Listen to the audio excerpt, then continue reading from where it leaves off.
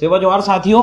बिरसा मुंडा जयंती को आपका आंदोलन की सबसे मेरे विचार के अकॉर्डिंग जो है सबसे बड़ा मुद्दा क्या होना चाहिए, अगर आप ज्ञापन दे रहे हैं तो उसका सबसे बड़े मुद्दे को लेकर आज मैं बात करने वाला हूं।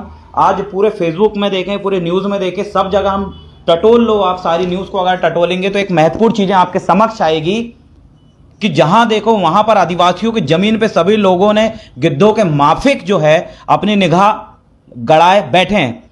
तो आज इस वीडियो के माध्यम से ये बताना चाहता हूं कि 15 नवंबर को आप ऐसा क्या करिए, ऐसा क्या करें जो ऐतिहासिक हो और सभी जगह एक साथ अगर हम मिलकर करेंगे तो हमें कुछ ना कुछ परिणाम हासिल होगा। हमारा सबसे बड़ा लड़ाई रहेगा 15 अगस्त को, जहां तक कि मैं कहूंगा या फिर मेरे जितने भी साथी जुड़े हो उनसे मैं एक ही बात कहूंगा कि साथियों, पूरे मध्य प्रदेश में, पूरे भारत देश में आदिवासियों की जमीन में पूरे गिद्धों के माफिक आंखें गड़ाकर बैठने वाले पूंजीपतियों के खिलाफ हमें कुछ ना कुछ मोर्चा खोलना पड़ेगा। चुनाव और धर्म संस्कृति तो चलता ही रहेगा, लेकिन चुनाव और धर्म संस्कृति कल्चर को एक तरफ रखकर आप सबसे मुख्य चीजें में फोकस करें, वो है जमीन पे। जी हाँ, मैं आज आपको इस वीडियो के माध्यम से यही संदेश देना चाहता हूं, या मैं जो अमल कर रहा हूं, गांव-गांव में जाकर मीटिंग के माध्यम से जो बात मैं बोल रहा हूं वो है, सबसे बड़ी बात यह है कि हमारी 15 नवंबर को सबसे बड़ा जो मांग होनी चाहिए वो ये होनी चाहिए कि 5वीं अनुसूचित क्षेत्र से जो भूमि अधिग्रहण नाम से जो चल रहा, भूमि का जो अधिग्रहण कर रहा है, या फिर 5वीं अनुसूची को खत्म करने के लिए, 5वीं अनुसूची को खत्म करने के लिए डैम के नाम पर परियोजनाएं जो बन रही, वनों का सुंदरकरण के नाम पर बन रही, इसका पुरजोर विरोध करें। मैं आपसे यह कहना चाहता हूं कि 5वीं अनुसूची क्षेत्र बचाओ, 5वीं अनुसूची क्षेत्र और उसके अधिकार बचाने की हमारी सबसे बड़ी लड़ाई को हमें अंजाम देना पड़ेगा। हमने देखा कि बड़ी बड़ी पार्टियां जो हैं, इंडिया की, भारत की सबसे बड़ी बड़ी जो पार्टियां हैं, उन्होंने अपने अपने स्टेटमेंट लॉन्च कर दिया है, कहीं की प्लानिंग बन चुकी है। मैंने पढ़ा कि 15 नवंबर को ये करेंगे, वो करेंगे, बड़े बड़े स्तर पे वो आपको बेवकूफ बनाने का काम या लॉलीपॉप देने का काम या वोट को खींचने के लिए नए नए प्रकार के फिर लॉलीपॉप आपके लिए तैयार रख रही है। लेकिन आप उन तमाम नेताओं को, उन तमाम पार्टियों के जो उद्देश्य उन्होंने बनाए, उन तक ये आवाज पहुंचाएं, चिल्लाएं कि आदिवासियों के फालतू के लॉलीपॉप नहीं चाहिए। आदिवासियों के 5वीं अनुसूचित क्षेत्र में जो तुम लोग नजर गड़ाए बैठे हो, उस 5वीं अनुसूचित क्षेत्र को बख्शो, क्योंकि उस 5वीं अनुसूचित क्षेत्र आपका है तो आपका अधिकार है। अगर 5वीं अनुसूचित क्षेत्र से उठा के आपको दूसरी जगह अगर विस्थापन कर देते हैं तो वहां पर आपको विशेष अधिकार मिलेगा ही नहीं। मैं आपको बार बार यही कहना चाहता हूं, हमारे छिंदवाड़ा में भी हम ये देख रहे हैं, बाकी जगह अभी एक आंदोलन चल रहा है छोटू भाई मज्जी का। इन्होंने लिखा है कि कोलकाता की इंडस्ट्री है, मुंबई इस्पात industry, gas industry, steel Mumbai, इस्पात इंडस्ट्री नवी, और कौन श्रीमती कल्पना अग्रवाल नागपुर। इन्होंने बहुत सारी कंपनियों का उल्लेख किया है और इसमें लिखा है कि 200 से अधिक गांव के लोग एकजुट होकर विरोध कर रहे हैं, 25 खदान नहीं देंगे। यह सभी कंपनियां हमारे क्षेत्र के आदिवासी लोगों के बेदखल करेगा, सभी कंपनियां ग्राम सभा अनुमति भी मतलब आप जहां देखो वहां पर जो है हमारी जल जंगल जमीन की लड़ाई चल रही है। लेकिन कुछ ऐसी पार्टियां जो इस तरफ आपका ध्यान नहीं लाना चाहती, बड़े बड़े जो मैनिफेस्टो में ये कभी इस बात को नहीं डालना चाहती हैं बड़ी पार्टियां कि जो आदिवासियों के जमीन और जंगल के जो आंदोलन चल रहे हैं, उन जमीन और जंगल में आदिवासियों के संपूर्ण अधिकार के लिए जो विशेष अधिकार की जो बात आती है, दिलाने की बात अपनी मैनिफेस्टो में कोई भी पार्टी नहीं डालने वाली। इसीलिए आपको अपने अधिकार की लड़ाई खुद लड़ना पड़ेगा। और मुख्यतः मैं आपसे यही रिक्वेस्ट करना चाहता हूं, मेरे छिंदवाड़ा के जितने सगा साथी उनसे यही रिक्वेस्ट करना चाहता हूं कि इधर थोड़ा कैमरा घुमाओ। हाँ, ये देखिए हमारा ये पूरा सिस्टम बना हुआ है। हमने ये निकाला कि छिंदवाड़ा जिले में 5वीं अनुसूचित क्षेत्र कौन कौन सा है, तो इसमें साफ समझ में आया कि हर्री हमारे 5वीं अनुसूचित क्षेत्र है। और इसी में आप हल्का सा टटोलेंगे तो आपका ये तामिया 5वीं अनुसूचित क्षेत्र है, ये जुन्नारदो वाला एरिया 5वीं अनुसूचित क्षेत्र है, पांडुरना पूरा 5वीं अनुसूचित क्षेत्र है। तो हमारी पूरी प्लानिंग ये बन रही है। मैं आपसे ये कहना चाहता हूं कि अपने 5वीं अनुसूचित क्षेत्र में किसी भी प्रकार का विस्थापन और किसी भी प्रकार के डैम नाम का जो बहुत बड़ा पूंजीपतियों का जो गेम चल रहा है, उसका पुरजोर विरोध करें। हम विकास विरोधी नहीं है, आदिवासी या फिर ट्राइबल कोई तो विकास विरोधी नहीं है। हम विकास का विरोध नहीं करते हैं। हमारे मानना एक बड़ा सा जो बांध बांध रहे हो, उस बड़ा सा बांध जो बांध रहे हो किनके लिए, वही पूंजीपतियों के लिए, अडानी अंबानी के लिए। बड़े बड़े जो बांध बांध रहे हैं आप, उन्हीं की जगह छोटे छोटे बांध गांव में बांधिए, छोटे छोटे तालाब बनाइए, उसमें गांव का विकास होगा। आप ये कौन सा क्या आदिवासियों के क्षेत्र को आप एजुकेशन का हब बनाएंगे ना। बहुत डॉक्टर आनंद राय जी ने एक बहुत शानदार बात मुझे कॉल के माध्यम से बताया था कि आपका जो क्या बोलते हैं डैम के नाम पर जो बहुत बड़े बड़े 60 या 70 गांव आपके जो डूब रहे हैं, बफर जोन के नाम पे जो डूब रहा है, वहां पर आप ये मुद्दा उठाइए, बोले कि ये जो आदिवासी 5वीं अनुसूचित जो क्षेत्र आदिवासियों के जो ट्राइबल एरिया है वहां पर ये डैम क्यों बना रहे हैं भाई। आप फैक्ट्री दिखाना, विकास के रूप में आप यहाँ फैक्ट्री दिखाना चाहते हो, फैक्ट्रियों का विकास दिखाना चाहते हो, आप ये ट्राइबल क्षेत्रों का एजुकेशन हब क्यों नहीं बनाते। मतलब यहाँ कोटा मध्य प्रदेश जो है या फिर छिंदवाड़ा में इस तरह विस्थापन का नीति लेके आ रहे हैं, छिंदवाड़ा को मॉडल ही आपको बनाया तो एजुकेशन के रूप में मॉडल बनाइए। ये फालतू की घिसैली फैक्ट्री के नाम पर एक मॉडल क्यों बना रहे हैं आप। 5वीं अनुसूचित क्षेत्रों को खत्म करने के लिए वहां डैम बना देते हैं और बिजली का पावर प्लांट आप खोद रहे हैं और उसी बिजली जो है वहां पर पानी इकट्ठा करके आप वहीं के जो किसान उनको पानी नहीं मिलता, अमीरों के पास पानी जा रहा है। मुख्यतः आप ये बात याद रखें कि 5वीं अनुसूचित क्षेत्र में हम विस्थापन नहीं सहेंगे। आप 15 नवंबर को ये सबसे बड़ी बात उठाएं, जिसका 5वीं और 6वीं अनुसूचित क्षेत्र है वहां पर विस्थापन नहीं करने देना। क्योंकि आप ध्यान दीजिए, ये उदाहरण के तौर पे ये मेरा पांडुरना है, ये जो है ये पांडुरना बना हुआ है। ये पांडुरना के अंदर अगर कोई आदिवासी रहता है तो उनको यहाँ पर 5वीं अनुसूची का विशेष अधिकार मिलेगा। 5वीं अनुसूची का विशेष अधिकार इसी कटघरे या फिर इसी नक्शा या इसी क्षेत्र के अंदर आपको 5वीं अनुसूची का अधिकार मिलेगा। अगर यहां से विस्थापित करके आपको यहां पर विस्थापित कर देंगे, कहां पर, यहाँ छिंदवाड़ा में विस्थापित कर देंगे तो आपको यहाँ का विशेष अधिकार यहां नहीं मिलेगा। तो कहने का मतलब है यहाँ आपकी जल जंगल जमीन में आपकी वन्य संपदा है, खनिज संपदा भरी पड़ी है, इसको आपको नहीं छोड़ना है। यहाँ पर विस्थापन हम नहीं देंगे। मेरा कहना है तमाम आदिवासियों संगठनों से कि जो 5वीं अनुसूचित क्षेत्र के बाहर ही बहुत बड़ा उस 5वीं अनुसूचित क्षेत्र का एक नक्शा बनवाइए और उसमें साफ ये कह दीजिए कि इस 5वीं अनुसूचित क्षेत्र में किसी भी प्रकार का विस्थापन हम नहीं सहन कर सकते। क्योंकि सरकार को पता है कि ये लोग अपना स्वशासन का अधिकार मांग रहे हैं, स्वशासन का अधिकार पाने के लिए ये लोग आंदोलन कर रहे हैं, मरने के लिए तैयार हो जा रहे हैं, अपने आप गोली के सामने छलनी कर। आपने देखा बस्तर में चल रहा है आंदोलन, आपने देखा छत्तीसगढ़ में जो आंदोलन चल रहा है वहां पर कितने जंगल बचाने के लिए हमारे भाई जो है इन लोगों के निशान, बंदूक के निशान के सामने आके अपने आप का जान को कुर्बानी दे दी। क्यों? हमारे जंगल बचाने के लिए हमारा इतना बड़ा आंदोलन चल रहा है, लेकिन कहीं ना कहीं किसी अदर समुदाय का कोई एक आंदोलन रहता तो पूरा का पूरा समाज जो है एक आंदोलन में फोकस करके लड़ने लगता है। लेकिन हम लोग बढ़ चुके हैं। हमने देखा छोटू भाई मज्जी का एक पोस्ट पढ़ा और कहीं छत्तीसगढ़ में एक जंगल आंदोलन चल, मध्य प्रदेश में अलग चल रहा है, वक्सवा में अलग चल रहा है, पूरे भारत के हर एक राज्य में आदिवासियों को अलग अलग आंदोलन चल रहा है और वो अकेले अकेले मुट्ठी भर लोग हम लड़ रहे हैं। तो आप देखिए पूरी जगह आदिवासियों की एक ही स्थिति। इस देश को छोड़कर आप अगर यूएसए में जाएं, ऑस्ट्रेलिया में जाएं, तो वहां पर भी जंगलों में जो जहां हमारे ट्राइबल लोग रहते हैं, इंडिजिनस पीपल रहता है, वहां पर अंगार लगा के उस क्षेत्र को खत्म कर रहे हैं, वहां से आदिवासियों को भगा रहे हैं ताकि उस जमीन को, वहां के खनिज संपदा को पंजीपति को सौंप सके। हम सीधा सा फोकस ये बनाए कि 5वीं अनुसूचित क्षेत्र में किसी भी प्रकार का विस्थापन हम नहीं सहेंगे। 5वीं अनुसूचित क्षेत्र में किसी प्रकार के डैम नाम की परियोजना 5वीं अनुसूची में नहीं बनने देंगे। अगर आपको डैम बनाना ही है तो छोटे स्तर पे बनाओ, गांव में बनाएंगे। गांव में जहां बंजर जमीन पड़ी वहां पर डैम बनाए ना, वहां पानी रोकें, हम आपको मना नहीं कर रहे, लेकिन इतना बड़ा डैम किसके लिए बना रहा है? वहां के लोगों के लिए क्या? लाखों लोगों का विस्थापन कर रहे हैं। जल जंगल जमीन को छोड़कर लाखों लोगों का विस्थापन के नाम पर आप विकास की बात कर रहे हैं। ऐसा विकास नहीं चाहिए जिसमें हमको विस्थापन होना पड़े। ये षड्यंत्र से बाहर निकलिए और जितने भी जो बड़े बड़े लोभी नेता आपको लोभ लालच देने के लिए आपके पास आएंगे, उनके कान में एक बात पहुंचाए कि 5वीं अनुसूचित क्षेत्र में कोई विस्थापन नहीं सहेंगे। और जो पेशा कानून की बात आती है तो पेशा कानून में जो भूमि अधिग्रहण का कानून बना है पहले उसको हटाइए, उसके बाद पेशा कानून की हम बात करेंगे, पेशा कानून को लागू करने की हम बात करेंगे। क्योंकि पेशा कानून में बहुत संशोधन की जरूरत है। 5वीं अनुसूची को अमल करवाने के लिए या फिर बहुत आसानी से अमल करवाने के लिए पेशा कानून जो है 1996 में इन्होंने बनाया। उससे पहले कोई ऐसा कानून इन्होंने अमल करने के लिए या फिर इस प्रकार से कोई बनाने की जरूरत नहीं समझी। कुल मिला के आप समझिए देश आजादी के बाद से हमारे जल जंगल जमीनों में निगाह इन लोगों की गड़ाए बैठे हैं। हमारी, अगर आप सब चीज में देख लीजिए, हमारी बेटियों के साथ शादी करके उनका शोषण कर रहे हैं ये लोग, हमारी बच्चियों का शोषण हो रहा है। जमीन में देख लीजिए आप, आदिवासियों की जमीन को गैर आदिवासी तक फर्जी तरीके से ट्रांसफर कर ले रहा अपने नाम पे। मतलब बेटियों का भी शोषण हुआ, जमीन का भी शोषण हुआ, हमारे हक और अधिकार की अगर आप बात करें, हमारे जो विशेष अधिकार है उनका भी शोषण हो रहा है। मतलब बेटी का भी शोषण हो गया, शोषण के रूप में वो हो जा रहा है। उसके बाद आप देखिए सेकंड, जमीनों का भी शोषण, अधिकारों का भी शोषण हो रहा है। इतिहास में आप देख लीजिए हमारे महापुरुषों का, क्रांतिकारियों का नाम इतिहास में, अभी कुमराम भीमू के बारे में हम पढ़ रहे थे। इतना महान क्रांतिकारी और हम यही बादल बोई के बारे में पढ़े, इनका नाम इतिहास तक नहीं है। मतलब आपको रोटी बेटी से लेकर इधर जमीन से लेकर अधिकार से लेकर इतिहास से लेकर धार्मिक अपनी संस्कृति को लेकर सब कुछ खत्म करने के लिए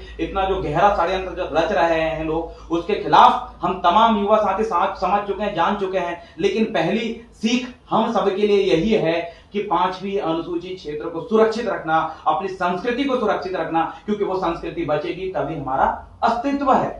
फेसबुक में मैंने एक सवाल भी पूछा था, वो सवाल यह है कि मैंने किया था कि आदिवासी में जो गौंड और प्रधान है इसमें आपस में संबंध बना सकते हैं या नहीं बना सकते, इसमें आपका क्या विचार है। बहुत सारे लोगों में जानना चाह रहे थे कि लोगों का विचार क्या है। तो इसको भी मोटे तौर पे समझ लीजिए, आदिवासी गैर आदिवासी से शादी क्यों नहीं करता, इस बात को समझ लीजिए। आदिवासी इंटरकास्ट मैरिज क्यों नहीं करना चाहता, ये आदिवासियों की संस्कृति में इंटरकास्ट मैरिज को महत्वपूर्ण क्यों नहीं समझा गया। इस मोटी चीज को आप इस बात से समझिए, जो आदिवासी व्यक्ति है, जो यहाँ का कोयतूर है, इंडिजिनस हमारा जो पीपल है, वो अपनी संस्कृति के ही लोगों के साथ अपना विवाह करता है। क्यों करता है? अपनी संस्कृति का संरक्षण के लिए, उसकी परंपराओं का जो प्रकृतिवादी परंपरा उसको संरक्षण के लिए, उनकी छोटी छोटी पूजन पद्धति या बहुत सारी ऐसी रहस्य है उनको संरक्षण के लिए। कल की अगर आदिवासी आपस में, बहुत सारे युवा साथी इस बारे में सोच नहीं पाते और ये अपने फेसबुक के माध्यम से या ट्विटर के माध्यम से बोलते हैं कि सब आदिवासी शादी करो। तो मेरा ये आप तमाम लोगों से कहना है कि हमें अपनी संस्कृति का संरक्षण करके रखना है। अब देखिए, अगर हम लोग आपस में आदिवासी अगर शादी करने लगे, इस बात को भी समझिए, आपस में अगर शादी करने लगे, इससे जो है हमारे कल्चर एक्सचेंज होंगे और धीरे धीरे एक पर्टिकुलर जो समुदाय है उसका कल्चर समाप्त हो जाएगा। जैसे कि हम देखते हैं कि हो समुदाय है या फिर बैगा समुदाय है, बहुत कम क्वांटिटी में ये बचे हैं, 100 लोग बचे हैं, 1,000 लोग बचे हैं, कहीं कहीं इतनी कम संख्या है। अगर ये जो है गैर समुदाय से अगर शादी करने लगे तो इनकी जो संस्कृति है वो खत्म हो जाएगी, जिसकी संस्कृति हावी है वो संस्कृति वायरल हो जाएगी। जैसे कि मध्य प्रदेश में हम देखें, गौंड और भील 2 समुदाय हैं जिनकी अपनी संस्कृति एक हाई लेवल पे भी चल रही है। लेकिन जो छोटे छोटे समुदाय हमारे बीच में फंसे हुए, उनकी अपनी एक संस्कृति है, और वो अगर इन संस्कृतियों के लोगों के साथ अगर शादी का संबंध बनाते हैं तो लगभग जो कोयतुर जो संस्कृति है वो काफी हाईलाइट है, तो वो कहीं ना कहीं उसमें कन्वर्ट हो जाएंगे, कोई तो संस्कृति को अपना लेंगे, उनकी जो मूल संस्कृति थी वो खत्म हो जाएगी। इस वजह से संस्कृति को संरक्षण के लिए, उनके प्रकृतिवादी नियमों का संरक्षण करने के लिए, उनकी अपनी मूलभूत पहचान, नृत्य, गाना, उनकी बोली भाषा का संरक्षण करने के लिए अपने अपने समुदाय में शादी करना उचित है। इसीलिए जो समुदाय अपने में शादी करता है, अपनी संस्कृति, बोली भाषा सबको संरक्षण करता है, जो मिक्स नहीं है वो इंडिजिनस पीपल है, वो ट्राइबल है, वो एबोरिजिनल है, वो आदिवासी है। जो इंडिजिनस शब्द ही आप समझिए, इंडिजिनस वो शब्द मतलब ओरिजिनल। एक मक्का होता है, एक हाइब्रिड मक्का होता है, एक देसी मक्का होता है। हाइब्रिड जो मक्का है वो कई प्रकार से मिक्स रहता है। देसी मक्का मतलब एक इंडिजिनस बीज, देसी बीज जो ओरिजिनल मक्का है। ये फसल का मैंने बताया, तो एक इंडिजिनस बीज होता है और एक होता है हाइब्रिड, हमने वो देखा। तो इसमें वैसे ही इस कंट्री में एक जो नस्ल पाई जाती है आदिवासियों की, वो हाइब्रिड नहीं है, वो ओरिजिनल है, जो अपने ही समुदाय में शादी करना पसंद करते हैं। इस वजह से हमें बहुत बड़े बड़े विशेष अधिकार मिले हुए, तो इसका संरक्षण करें। इस बात को ध्यान रखते हुए शादी से लेकर सगागोत्र संबंध स्थापित करें। और तमाम भाइयों बहनों को मैं ये भी कहना चाहता हूं इस वीडियो के माध्यम से कि आप, कुछ लोग जो है अपने हाथ काट लेते हैं, हाथ काट लेते हैं, कुछ सुसाइड कर लेते हैं। किसके लिए भाई? गर्लफ्रेंड के चक्कर में, बॉयफ्रेंड के चक्कर में। बैठ के बात करते हैं। गर्लफ्रेंड और बॉयफ्रेंड के चक्कर में हाथ कान नाक काटने वाले बेवकूफ सगा साथियों को भी कहना चाहता हूं, आदिवासी भाइयों को भी कहना चाहता हूं, बहुजन या मूल निवासी साथियों को कहना चाहता हूं, एसटी ओबीसी वाले साथियों के लिए, सबके लिए संदेश है कि आप अपने हाथ पैर काट लेते हो, फांसी में टंग जाते हो अपने गर्लफ्रेंड बॉयफ्रेंड के लिए। अरे एक पल के लिए उस माँ बाप को तो याद कर लो जिसने तुमको पैदा किया है। महीना, 4 महीना, 1 साल, 2 साल अगर किसी लड़की से, किसी लड़के से क्या बात कर लेते हो, आप उनको सब कुछ समझ लेते हो। और जिस माँ बाप ने, जिस माँ ने आपको 9 महीने कोख में रखा है, जिस बाप ने मजदूरी करके आपको पाला है, मेहनत करके पाला है, उसको आप याद नहीं रखते। पानी है क्या भाई? ठीक है।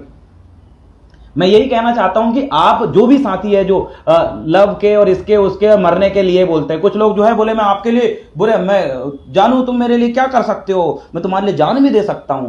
साले तुम तो मरी जाओ तो बेटर, अपने माँ बाप को भूल जाते हैं, मरने के लिए तैयार। लड़की बोलते मैं तुम्हारे लिए आत्महत्या कर लूंगी, और जिस माँ ने पैदा करे उसके लिए क्या करेगी? और वो लड़का, जानू तुम क्या दे दोगे, बोले तुम्हारे लिए जान दे देंगे, और माँ बाप के लिए जिसने पैदा किया है। साले बेवकूफों वाले जो हरकत करते हैं, जो नए नवेले अभी जो लड़के हैं ना, इन लोगों को समझाना चाहता हूं, भाइयों इस बात को दिमाग में रखो, जीना है तो माँ बाप के लिए जियो यार, जिन्होंने तुमको पैदा किया है, उनके लिए कुछ अच्छा करो। चंद लड़की और लड़के के चक्कर में जो लोग जो है अपने हाथ पैर काट लेते हैं, नस काट लेते हैं और मरने की धमकी देते हैं, कुछ लोग तो मर भी गए जहर पी के, उन लोगों को समझाना चाहता हूं तुम लोग तो इसी के काबिल थे। जिस दिन ऐसे लोग आत्महत्या करते हैं गर्लफ्रेंड बॉयफ्रेंड के चक्कर में, उस दिन उसके माँ बाप ये सोचता होगा कि ऐसी संतान किसी माँ के कोख में पैदा ना हो जो प्यार मोहब्बत के चक्कर में मर गए अपने माँ बाप को भूलकर। भाई एक उनकी भी आशा और उम्मीद होती है, इस चीज को दिमाग में रखें। और बहुत सारी आदिवासी बच्चों को समझाना चाहता हूं, तुमको बार बार, बहुत सारे आदिवासी युवाओं को समझाना चाहते हैं तुमको बार बार कि भाई फालतू के दूसरे समुदाय में या फिर दूसरे गैर आदिवासी से शादी मत करो। आज गैर आदिवासी से छिंदवाड़े में मेरे पास ऐसे 100 से ज्यादा महिलाओं का नाम आया है जिसने जो सरकारी नौकरी में और जिनने गैर आदिवासी से शादी करी है। इन लोगों के लिए क्या सामाजिक नियम है भाई? कहां है सामाजिक संगठन? हम लोग छात्र संगठन से मजबूरी में हमें सब काम करना पड़ता है। आज के समय में कोई आदिवासी बेटी के साथ अगर बलात्कार होता है, कोई गैर आदिवासी शादी करने के बाद उसको मर्डर करता है, मारता है, इसके जिम्मेदार कौन है? वो आदिवासी संगठन है, सामाजिक संगठन है। उनका सबसे बड़ा काम यह है कि उनके समाज के लोग अगर अपने समाज के साथ धोखा करें, उनके समाज की बेटी और परिवार में अगर ये सामाजिक बंध या फिर सामाजिक जुड़ाव या सामाजिक मजबूती नहीं लाएंगे तो इस वजह से ऐसी हरकतें हो रही है। अभी कुछ लोग जो धर्म को लेकर वो बोल रहे हैं कि जो धर्म परिवर्तित कर चुके आदिवासियों का आरक्षण खत्म करो। तो भाई ये बात आप बोल रहे हैं ना, इस हिसाब से भी सोचिए, इस हिसाब से भी आपको सोचना पड़ेगा कि अगर कोई क्रिश्चियन बना है, कोई मुस्लिम बना है, कोई हिंदू बना है, ये भी एक धर्म है। इन पे भी कोई आदिवासी अगर गया तो उनका भी आरक्षण खत्म करने की बात करना। पर्टिकुलर जो खासकर बीजेपी के जो संगठन है वो ये बोल रहे हैं धर्मांतरण करने वाले लोगों पे बंद करने के लिए ज्ञापन देंगे। तो हिंदू भी एक धर्म है, उसको लेकर बोलना। पार्टी का एजेंडा बाद का मामला है, पहले सामाजिक एजेंडा पहला मामला है।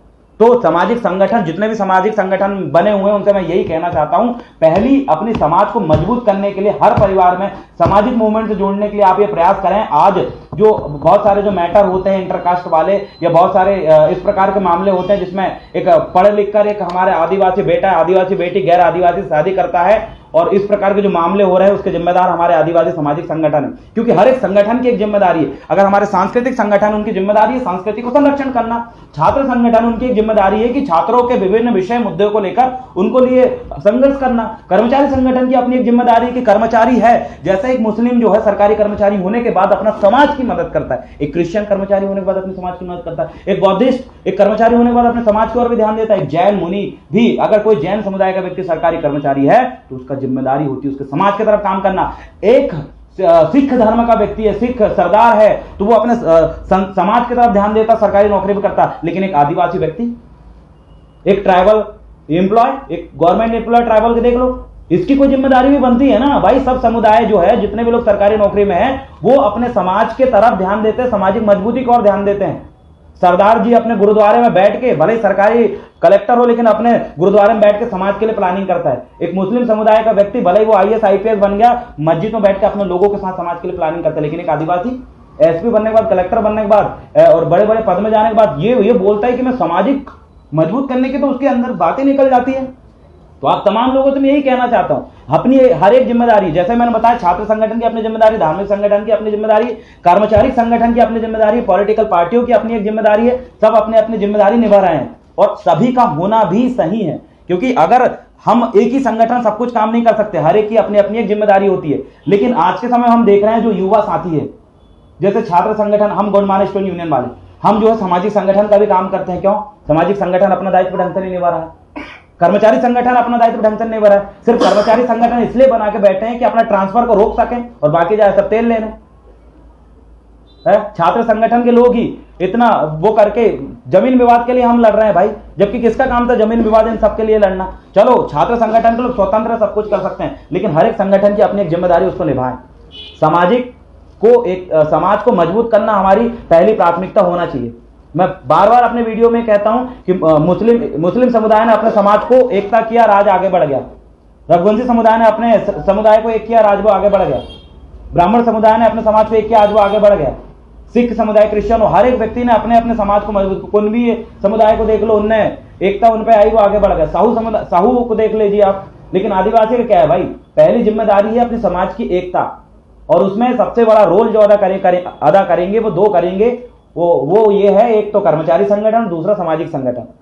ये अपना सबसे बड़ा रोल अदा करते हैं। अगर ये लोग कमजोर हो गए पूरी समाज कमजोर हो जाएगी। तो आप तमाम लोगों से यही निवेदन करना चाहता हूं इस वीडियो के माध्यम से, पुनः टॉपिक में आऊंगा कि 15 नवंबर को 5वीं अनुसूचित क्षेत्र की सुरक्षा के लिए, उस सुरक्षा में गैर आदिवासी या फिर ये बड़े बड़े इन लोगों के हस्तक्षेप को रोकने के लिए कुछ सोचें, कुछ विचार बनाएं। हम लोग हमारे स्तर से विचार बना चुके हैं, हम वही बातें बोलते हैं जिसे हम अमल कर रहे हैं, लोगों में अमल करवा रहे हैं, उस बात को आपके सामने प्रस्तुत कर रहे हैं। 5वीं अनुसूचित क्षेत्र जो जिला है, जो ब्लॉक है, उस ब्लॉक में घुसने से पहले वहां नक्शा लगा दीजिए और वहां साफ ये बैन कर दीजिए भाई 5वीं अनुसूचित क्षेत्र में किसी भी प्रकार का बड़ा बांध बनाना या वनों का सौंदर्यकरण के नाम पर किसी का भी कब्जा हम सहन नहीं करेंगे, क्योंकि 5वीं अनुसूचित क्षेत्र है तो हमारे अधिकार है। अगर क्षेत्र ही नहीं है तो 5वीं अनुसूची भी नहीं है। अगर आप 5वीं अनुसूची कोई डायरेक्टली अगर खत्म करे आप विरोध करोगे, लेकिन 5वीं अनुसूचित क्षेत्र खत्म कर रहे हैं, उससे विस्थापित करके बाहर वगैरह आपको समझ में नहीं आ रहा है, लेकिन उससे भी आपका अधिकार खत्म हो रहा है। कोई डायरेक्टली 5वीं अनुसूची को खत्म नहीं कर सकते, इसीलिए इनडायरेक्ट रूप से जो हमारे आदिवासी विरोधी लोग हैं वो 5वीं अनुसूची को खत्म कर रहे हैं, क्षेत्र को खत्म कर रहे हैं। क्षेत्र खत्म मतलब 5वीं अनुसूची खत्म। मोटे तौर पर समझ जाइए, आपका मूल मालिक होने का दर्जा भी खत्म हो रहा है। तो इस चीज में सक्रियता रहिए। और सबसे बड़ा मुद्दा हमारा होगा 15 नवंबर का 5वीं अनुसूचित क्षेत्र बचाओ। आप 5वीं अनुसूची के अपने हक अधिकार बचाओ। अगर पेशा कानून लागू करने की बात अगर बोल रहे हैं तो उसमें भूमि अधिग्रहण नाम का जो कानून है सबसे पहले उसको हटाओ। ये मोटी मोटी बात मैंने आपको बोला। सेवा जोहार। और जिसको मेरी बात बुरी लगी हो 2 रोटी ज्यादा कर लेना, क्योंकि भाई बकबक कई बार ज्यादा ही कर देता हूं, लेकिन कर रहे हैं काम ना तो अंदर से जो है कुछ गुस्सा आ जाता है। कई बार आप लोगों के सामने प्रस्तुत कर दिया। अगर किसी को कुछ बुरी लगा हो, छोटा भाई समझ के, बड़ा भाई समझ के, बेटा समझ के आप माफ करें, लेकिन मेरी जो जिम्मेदारी थी मैं निभा रहा हूं। मैं चाहता हूं आप भी मेरे साथ निभाएं। जय सेवा, जय गौंडमाना, जय आदिवासी। बहुत बहुत धन्यवाद।